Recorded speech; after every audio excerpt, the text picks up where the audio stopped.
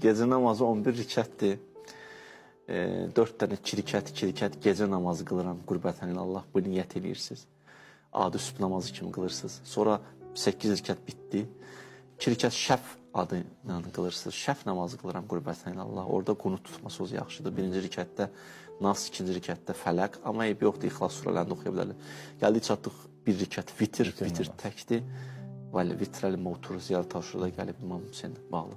Təkə deyirlər, tək də belə ki, orada birinci rükətdə elə qunut tutursuz, qunut tutanda 40 dənə mömindən bağışlanmasını Allahdan istəyirsiniz.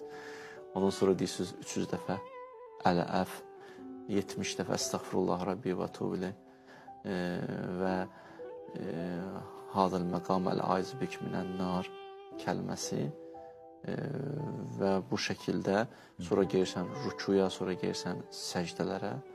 Gecə namazı bitdi. Bizdən gecə namazı qutarandan sonra, qılıb qutarandan sonra dua eləyər.